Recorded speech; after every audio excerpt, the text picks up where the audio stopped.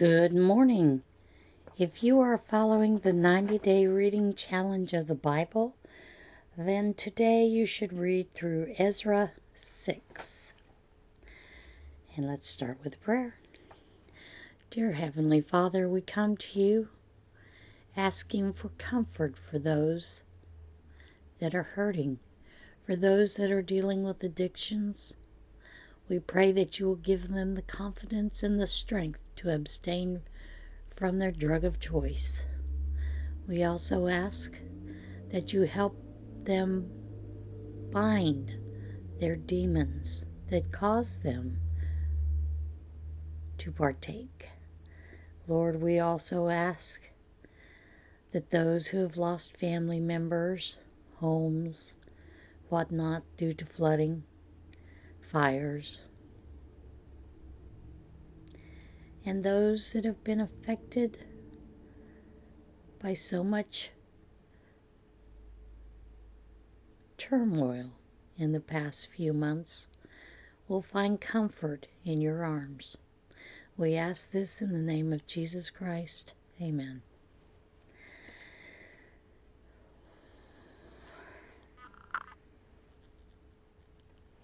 Okie dokie.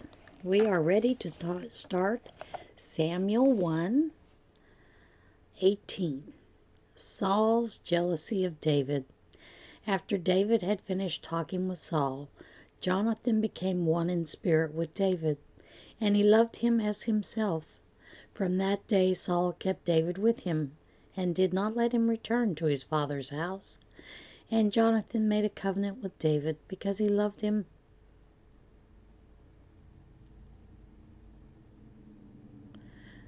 He loved him as himself. Jonathan took off the robe he was wearing and gave it to David along with his tunic, and even his sword, his bow, and his belt. Sorry, I just jumped crazy. Whatever Saul sent him to do, David did it so successfully that Saul gave him a high rank in the army. This pleased all the people and Saul's officers as well.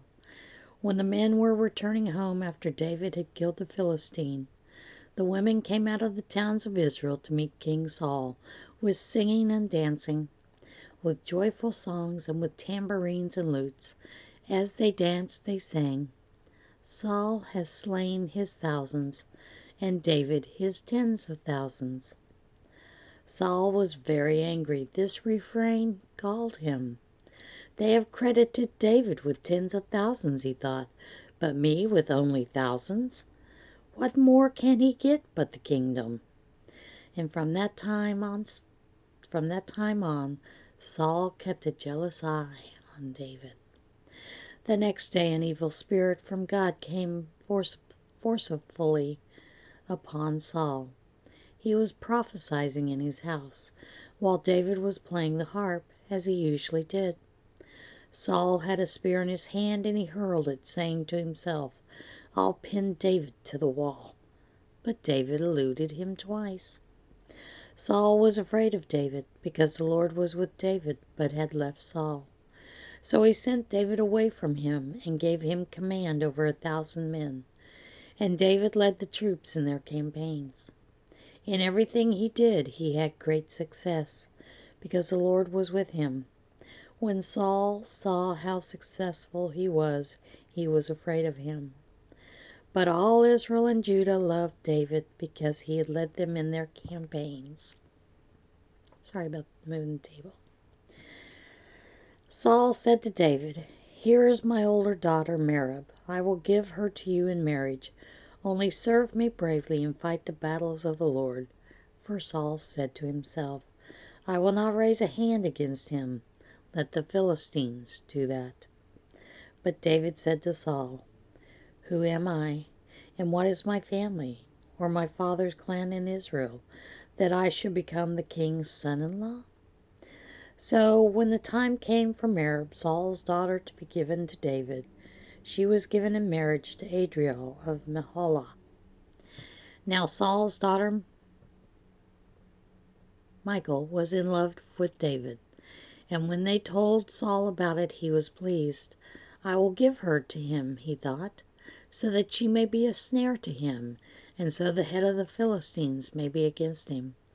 So Saul said to David, now you have a second opportunity to become my son-in-law. Then Saul ordered his attendants, speak to David privately, and say, look, the king is pleased with you, and his attendants all like you. Now become his son-in-law. When Saul's servants told him what David had said, they repeated these words to David. But David said, do you think it is a small matter to become the king's son-in-law? I am only a poor man and little known.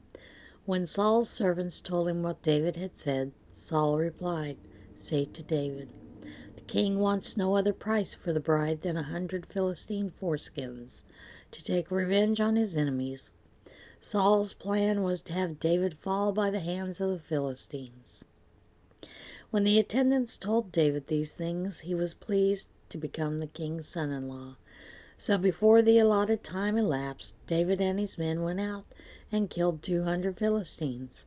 He brought their foreskins and presented the full number to the king, so that he might become the king's son-in-law. Then Saul gave him his daughter Michal in marriage.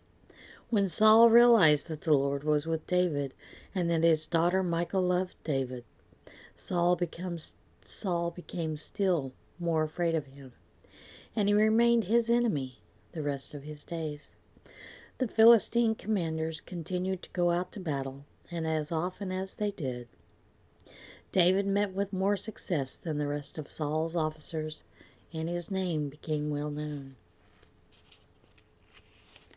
Saul tries to kill David. Saul told his son Jonathan and all the attendants to kill David, but Jonathan was very fond of David and warned him, my father Saul is looking for a chance to kill you. Be on your guard tomorrow morning. Go into hiding and stay there. I will go out and stand with my father in the field where you are. I'll speak to him about you, and will tell you what I found out. Jonathan spoke well of David to Saul his father, and said to him, let not the king do wrong to his servant David. He has not wronged you, and what he has done has benefited you greatly. He took his life in his hands when he killed the Philistine. The Lord won a great victory for all Israel, and you saw it, and were glad. Why then would you do wrong to an innocent man like David by killing him for no reason? Saul listened to Jonathan and took this oath, as surely as the Lord lives, David will not be put to death. So Jonathan called David and told him the whole conversation. He brought him to Saul, and David was with Saul, as before. Once more war broke out, and David went out and fought the Philistines.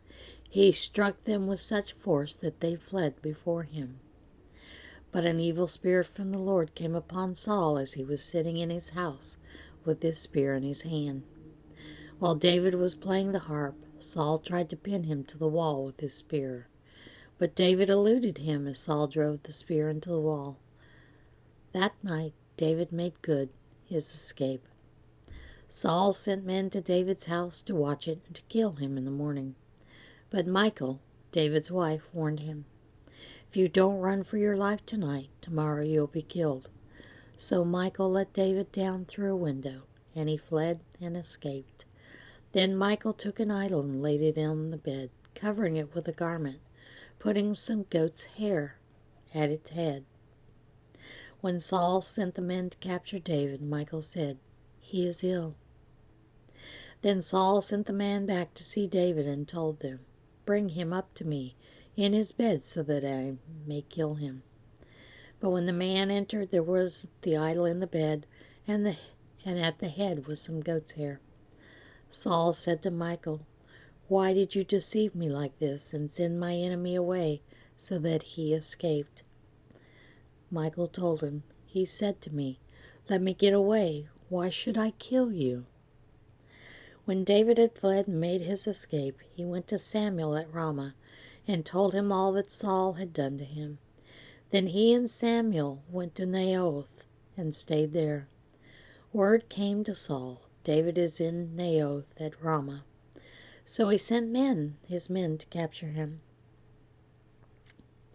But when they saw a group of prophets prophesying, with Samuel standing there as their leader, the Spirit of God came upon Saul's men, and they also prophesied. Saul was told about it, and he sent more men, and they prophesied too. Saul sent men a third time, and they also prophesied. Finally, he left himself for Ramah and went to the great cistern at Seku. And he asked, "Where are Samuel and David?" "Over in Naioth at Ramah," they said. So Saul went to Naioth at Ramah. But the Spirit of God came even upon him, and he walked along prophesying till he came to Naioth. He stripped off his robes and also prophesied in Samuel's presence. He lay that way all night and day. This is why the people say, "Is Saul also among the prophets?" David and Jonathan. Then David fled from Naioth at Ramah and went to Jonathan and asked, "What have I done? What is my crime? How have I wronged your father that he is trying to take my life?" "Never," Jonathan replied. "You are not going to die. Look, my father doesn't do anything great or small without confiding in me. Why would he hide this from me? It is not so." But David took an oath and said, "Your father knows very well that I have found favor in your eyes, and he has said to himself, 'Jonathan must know this, or he will be grieved. And yet as surely as the Lord lives, and as you live, there is only a step between me and death.'" Jonathan said to David, "Whatever you want me to do, I'll do for you." So David said, "Look, tomorrow is the new moon festival, and I am supposed to dine with the king. But let me go and hide in the field until the evening of the day after tomorrow. If your father misses me at all, tell him, 'David earnestly asked my permission to hurry to Bethlehem, his hometown, because an annual sacrifice is being made there for his whole clan.' If he says, 'Very well,' then your servant is safe. But if he loses his temper, you can be sure that he is determined to harm me. As for you, show kindness to your servant, for you have brought him into a covenant with you before the Lord. If I am guilty, then kill me yourself. Why hand me over to your father?" "Never," Jonathan said. "If I had the least inkling that my father was determined to harm you, wouldn't I tell you?" David asked, "Who will tell me if your father answers you harshly?" "Come," Jonathan said, "let's go out into the field." So they went out there together. Then Jonathan said to David, "By the Lord, the God of Israel, I will surely sound out my father by this time the day after tomorrow. If he is favorably disposed toward you, will I not send you word and let you know?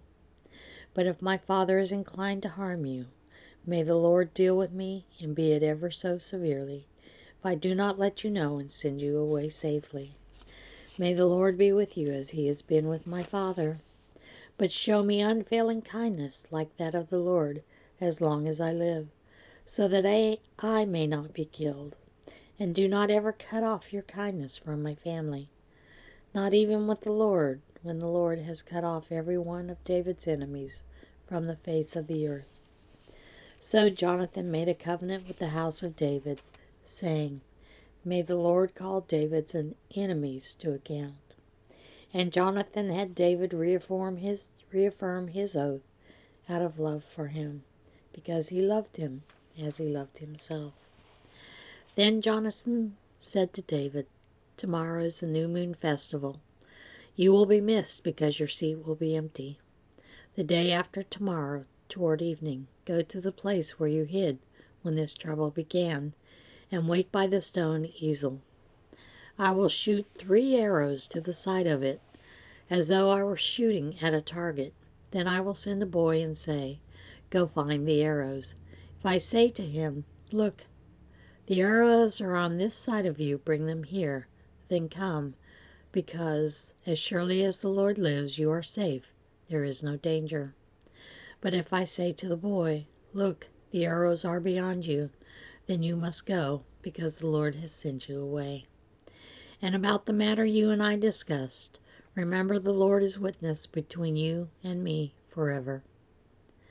So David hid in the field, and when the new moon festival came, the king sat down. He sat in his customary place by the wall opposite Jonathan, and Abner sat next to Saul. But David's place was empty. Saul said nothing that day, for he thought, something must have happened to David to make him ceremonially unclean. Surely he is unclean. But the next day, the second day of the month, David's place was empty again.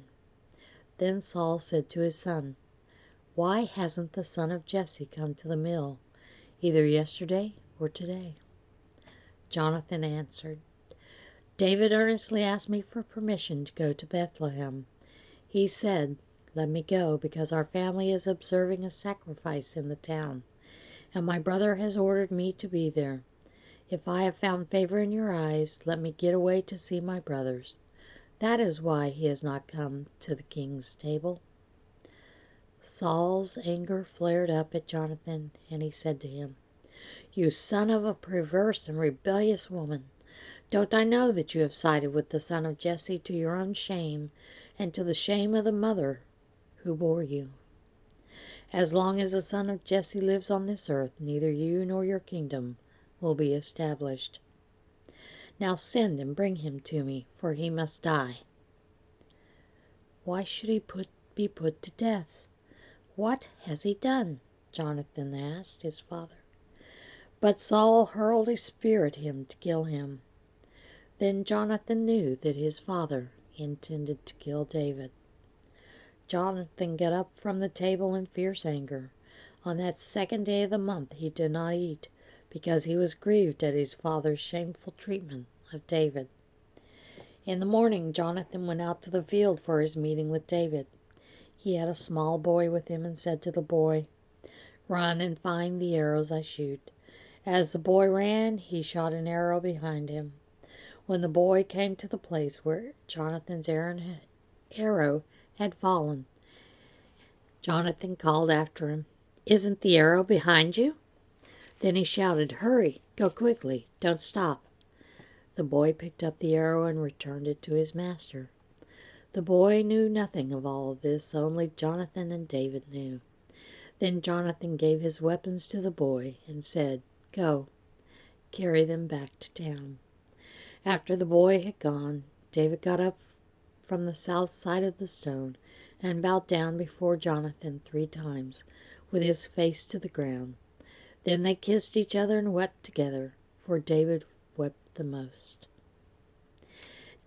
Jonathan said to David, "Go in peace, for we have sworn friendship with each other in the name of the Lord, saying, 'The Lord is witness between you and me, and between your descendants and my descendants forever.'"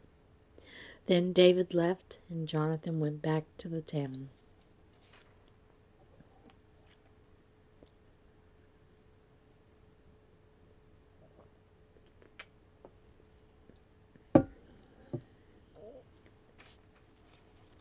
David and Nob. David went to Nob to Ahimelech the priest. Ahimelech trembled when he met him and asked, "Why are you alone? Why is no one with you?" David answered Ahimelech the priest, "The king charged me with a certain matter and said to me, 'No one is to know anything about your mission and your instructions. As for my men, I have told them to meet me at a certain place. Now then, what do you have on hand? Give me 5 loaves of bread, or whatever you can find.'" But the priest answered David, "I don't have any ordinary bread on hand. However, there is some consecrated bread here, provided the men have kept themselves from women." David replied, "Indeed, women have been kept from us, as usual, whenever I set out. The men's things are holy, even on missions that are not holy. How much more so today?" The priest gave him the consecrated bread, since there was no bread there except the bread of the presence that had been removed from before the Lord and replaced by hot bread on the day it was taken. Now one of Saul's servants was there that day, detained before the Lord. He was Doeg the Edomite, Saul's head shepherd. David asked Ahimelech, "Don't you have a spear or sword here?" "I haven't brought my sword or any other weapon," because the king's business was urgent. The priest replied, "The sword of Goliath the Philistine, whom you killed in the valley of Elah, is here. It is wrapped in a cloth behind the ephod. If you want it, take it. There is no sword here but that one." David said, "There is none like it. Give it to me." David at Gath. That day David fled from Saul and went to Achish, king of Gath. But the servants of Achish said to him, "Isn't this David, the king of the land? Isn't he the one they sing about in their dances? Saul has slain his thousands and David his tens of thousands." David took these words to heart and was very much afraid of Achish, king of Gath. So he pretended to be insane in their presence, and while he was in their hands he acted like a madman, making marks on the doors of the gate and letting saliva run down his beard. Achish said to his servants, "Look at that man. He is insane. Why bring him to me? Am I so short of madmen that you have to bring this fellow here to carry on like this in front of me? Must this man come into my house?" David at Adullam and Mizpah. David left Gath and escaped to the cave of Adullam. When his brothers and his father's household heard about it, they went down to him there.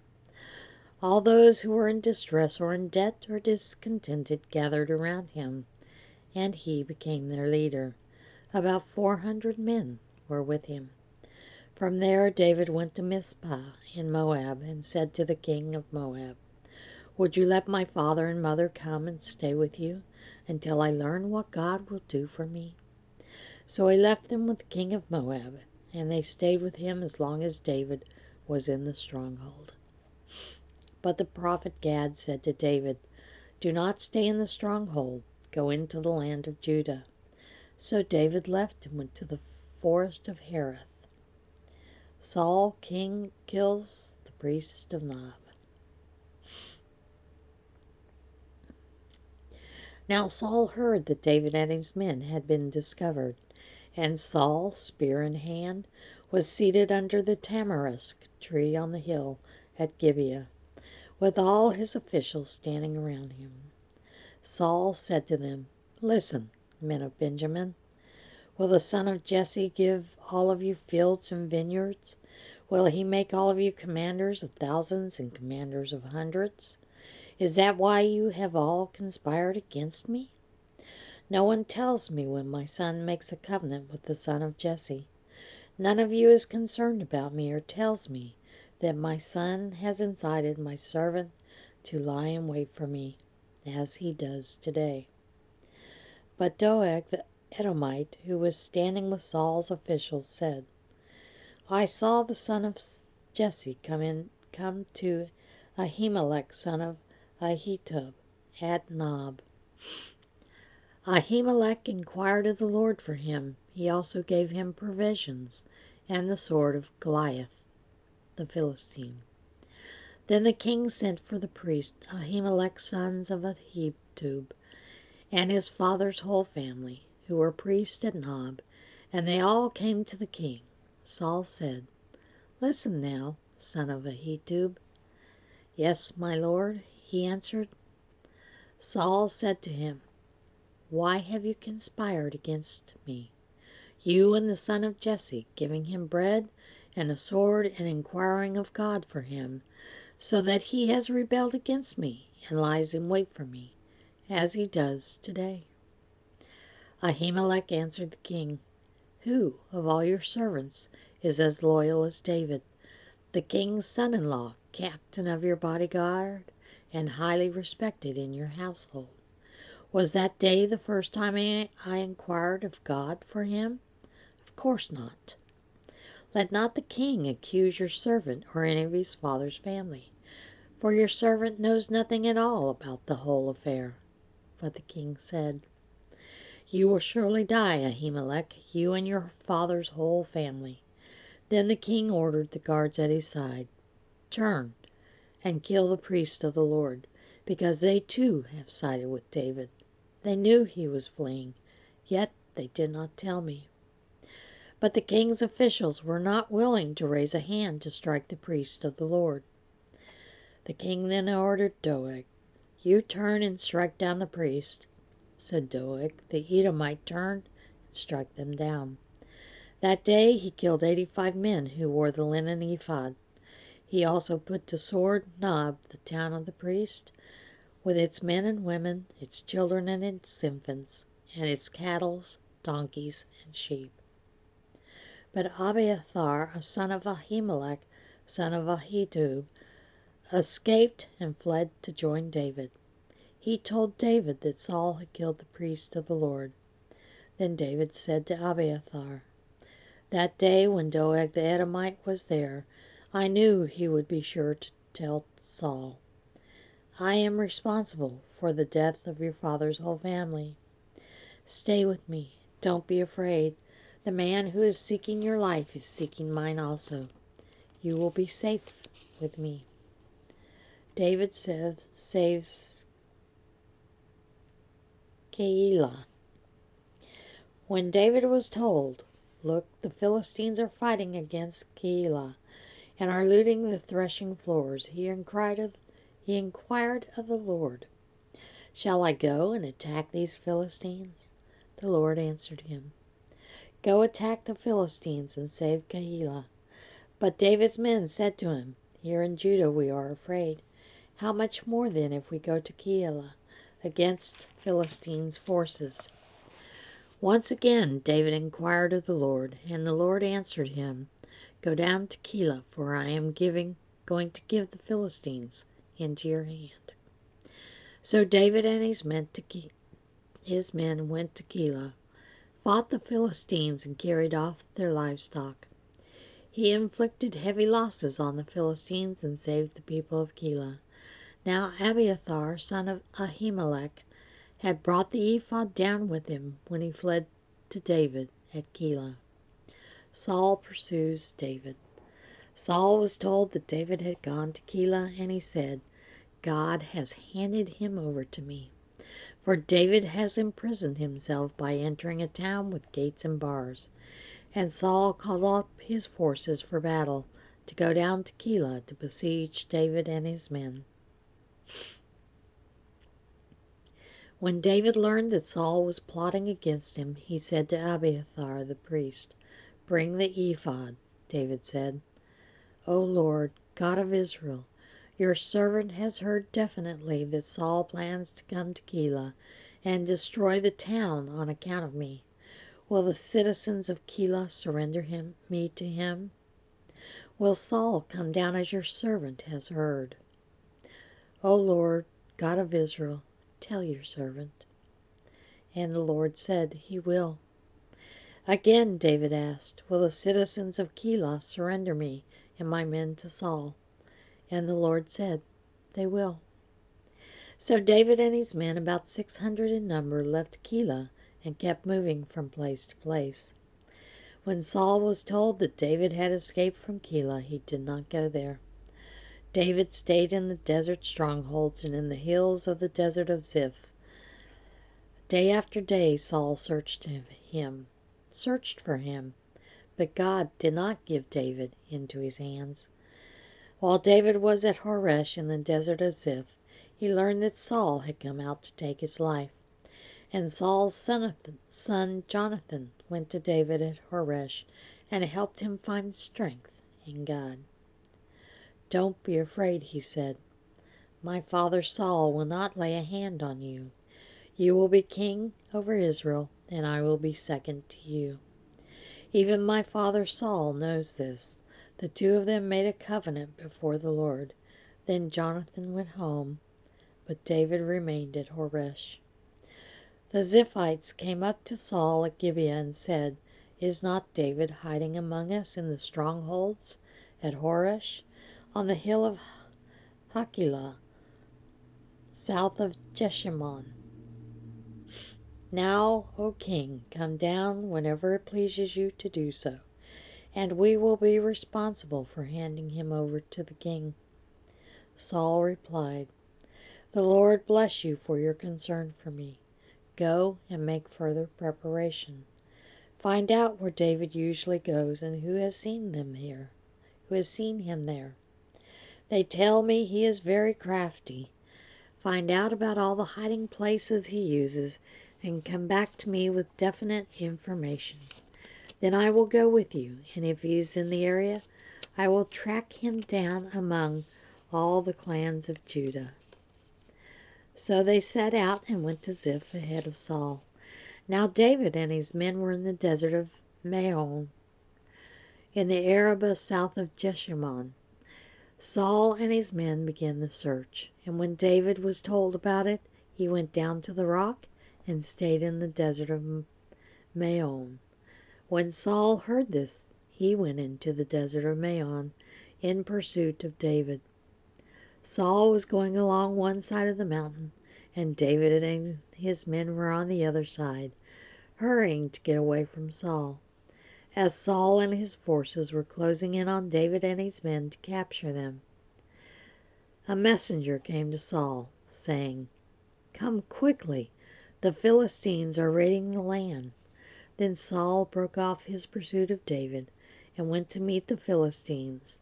That is why they call this place Selah Hamalekath. And David went up from there and lived in the strongholds of En-gedi. David spares Saul's life. After Saul returned from pursuing the Philistines, he was told, "David is in the desert of En-gedi." So Saul took 3,000 chosen men from all Israel and set out to look for David and his men near the crags of the wild goats. He came to the sheep pens along the way. The cave was there, and Saul went in to relieve himself. David and his men were far back in the cave. The men said, "This is the day the Lord spoke of when he said to you, 'I will give your enemy into your hands for you to deal with as you wish.'" Then David crept up unnoticed and cut off a corner of Saul's robe. Afterward, David was conscience-stricken for having cut off a corner of his robe. He said to his men, "The Lord forbid that I should do such a thing to my master, the Lord's anointed, or lift my hand against him, for he is the anointed of the Lord." With these words David rebuked his men and did not allow them to attack Saul. And Saul left the cave and went his way. Then David went out of the cave and called to Saul, "My lord, the king." When Saul looked behind him, David bowed and prostrated himself with his face to the ground. He said to Saul, "Why do you listen when men say, 'David is bent on harming you'? This day you have seen with your own eyes how the Lord delivered you into my hands in the cave. Some urged me to kill you, but I spared you. I said, 'I will not lift my hand against my master, because he is the Lord's anointed.' See, my father, look at this piece of your robe in my hand. I cut off the corner of your robe, but did not kill you. Now understand and recognize that I am not guilty of wrongdoing or rebellion. I have not wronged you, but you are hunting me down to take my life. May the Lord judge between you and me. May the Lord avenge the wrongs you have done to me, but my hand will not touch you. As the old saying goes, from evildoers come evil deeds, so my hand will not touch you. Against whom has the king of Israel come out? Whom are you pursuing? A dead dog? A flea? May the Lord be our judge and decide between us. May he consider my cause and uphold it. May he vindicate me by delivering me from your hand." When David finished saying this, Saul asked, "Is that your voice, David, my son?" And he wept out loud. "You are more righteous than I," he said. "You have treated me well, but I have treated you badly. You have just now told me of the good you did to me. The Lord delivered me into your hands, but you did not kill me. When a man finds his enemy, does he let him get away unharmed? May the Lord reward you well for the way you treated me today. I know that you will surely be king, and that the kingdom of Israel will be established in your hands. Now swear to me by the Lord that you will not cut off my descendants or wipe out my name from my father's family." So David gave his oath to Saul. Then Saul returned home, but David and his men went up to the stronghold.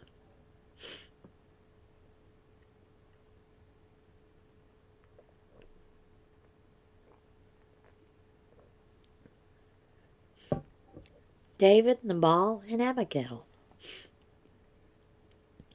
Now Samuel died, and all Israel assembled and mourned for him, and they buried him at his home in Ramah.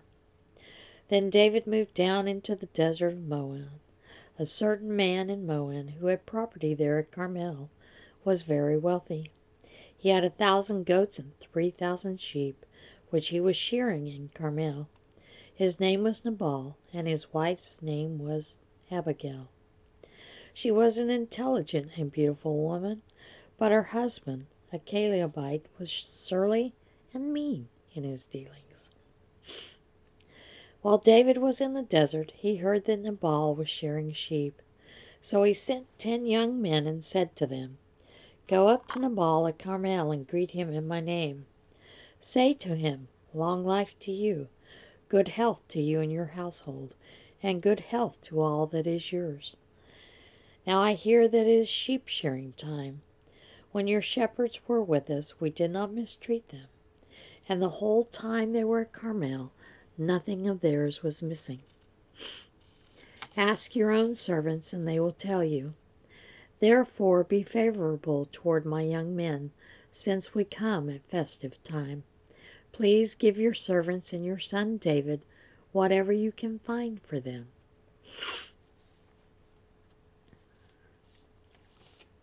Sinuses, great time of year.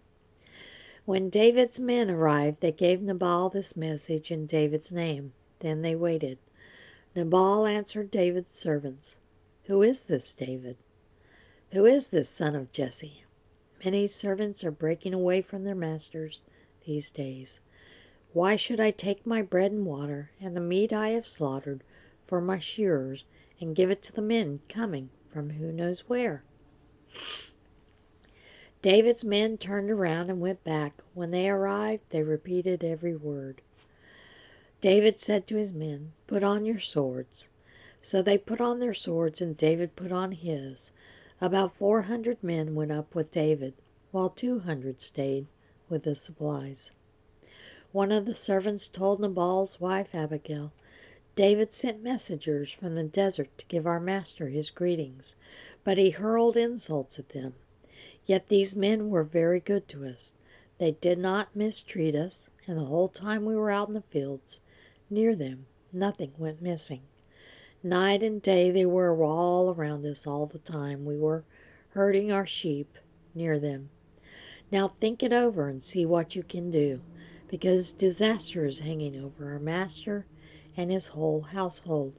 He is such a wicked man that no one can talk to him." Abigail lost no time.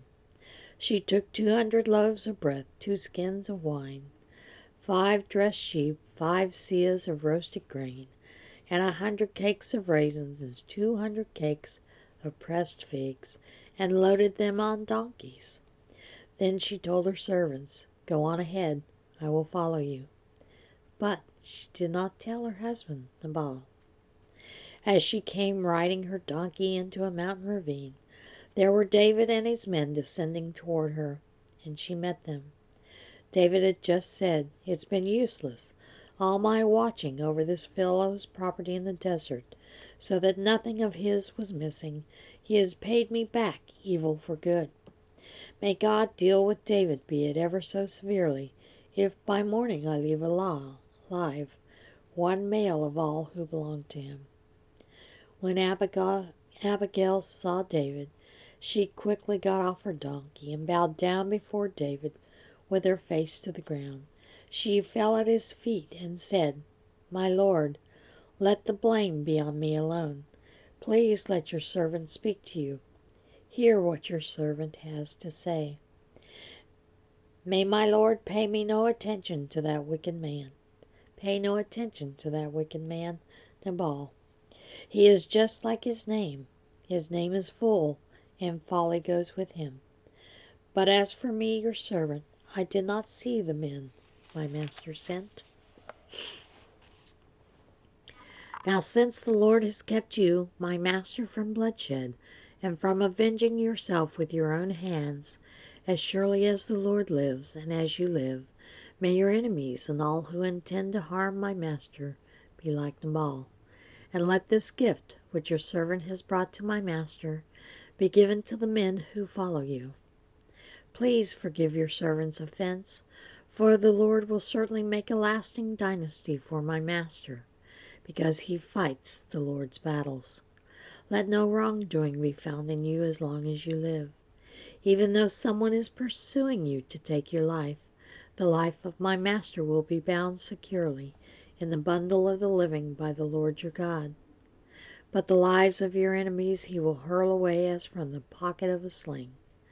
When the Lord has done for my master every good thing he promised concerning him and his appointed leader over Israel, my master will not have on his conscience the staggering burdenness of needless bloodshed or of having avenged himself. And when the Lord has brought my master success, remember your servant."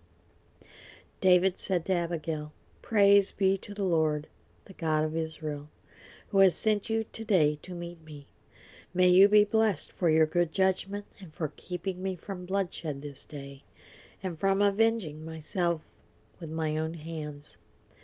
Otherwise, as surely as the Lord, the God of Israel, lives, who has kept me from harming you, if you had not come quickly to meet me, not one male belonging to Nabal would have been left alive by daybreak." Then David accepted from her hand what she had brought him and said, "Go home in peace. I have heard your words and granted your request." When Abigail went to Nabal, he was in the house holding a banquet like that of a king. He was in high spirits and very drunk. So she told him nothing until daybreak. Then in the morning, when Nabal was sober, his wife told him all these things, and his heart failed him, and he became like a stone. About 10 days later the Lord struck Nabal, and he died. When David heard that Nabal was dead, he said, "Praise be to the Lord, who has upheld my case against Nabal for treating me with contempt. He has kept his servant from doing wrong, and has brought Nabal's wrongdoing down on his own head." Then David sent word to Abigail, asking her to become his wife. His servants went to Carmel and said to Abigail, "David has sent us to you to take you to become his wife." She bowed down with her face to the ground and said, "Here is your maidservant ready to serve you, and wash the feet of my master's servants." Abigail quickly got a donkey and, attended by her 5 maids, went with David's messengers and became his wife. David also married Ahinoam of Jezreel, and they both were his wives. But Saul had given his daughter Michal, David's wife, to Paltiel, son of Laish, who was from Galim. David again spares Saul's life. The Ziphites went to Saul at Gibeah and said, "Is not David hiding on the hill of Hakilah, which faces Jeshimon?" So Saul went down to the desert of Ziph with his 300,000 chosen men of Israel to search there for David. Saul made his camp beside the road. on the hill of Aquila facing Jeshimon. But David stayed in the desert. When he saw that Saul had followed him there, he sent out scouts and learned that Saul had definitely arrived. Then David set out and went to the place where Saul had camped. He saw where Saul and Abner, son of Ner, the commander of the army, had lain down. Saul was lying inside the camp, with the army camped around him. David then asked Ahimelech the Hittite and Abishai, son of Zeruiah, Joab's brother, "Who will go down into the camp with me to Saul?" "I'll go with you," said Abishai. So David and Abishai went to the army by night, and there was Saul, lying asleep inside the camp with his spear stuck in the ground near his head. Abner and the soldiers were lying around him. Abishai said to David, "Today God has delivered your enemy into your hands. Now let me pin him to the ground with one thrust of my spear. I won't strike him twice." But David said to Abishai, "Don't destroy him. Who can lay a hand on the Lord's anointed and be guiltless? As surely as the Lord lives," he said, "the Lord himself will strike him. Either his time will come and he will die, or he will go into battle and perish. But the Lord forbid that I should lay a hand on the Lord's anointed. Now get the spear and water jug that are near his head, and let's go." So David took the spear and water jug near Saul's head, and they left. No one saw or knew about it, nor did anyone wake up. They were all sleeping, because the Lord had put them into a deep sleep. Then David crossed over to the other side and stood on top of the hill, some distance away. There was a wide space between them. He called out to the army and to Abner, son of Ner, "Aren't you going to answer me, Abner?" Abner replied, "Who are you who calls to the king?" David said, "You're a man, aren't you? And who is like you in Israel? Why didn't you guard your lord the king? Someone came to destroy the Lord your king. What you have done is not good. As surely as the Lord lives, you and your men deserve to die, because you did not guard your master, the Lord's anointed. Look around you. Where are the king's spear and water jug that were near his head?" Saul recognized David's voice and said, "Is that your voice, David, my son?" David replied, "Yes, it is, my lord the king," and added, "Why is my lord pursuing his servant? What have I done, and what wrong am I guilty of? Now let my lord the king listen to his servant's words. If the Lord has incited you against me, then may he accept an offering.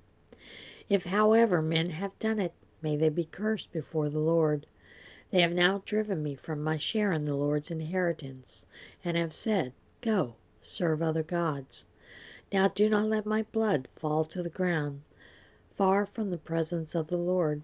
The king of Israel has come out to look for a flea, as one hunts a partridge in the mountains." Then Saul said, "I have sinned. Come back, David, my son, because you considered my life precious today. I will not try to harm you again. Surely I have acted like a fool and have erred greatly." "Here is the king's spear," David answered. "Let one of your young men come over and get it.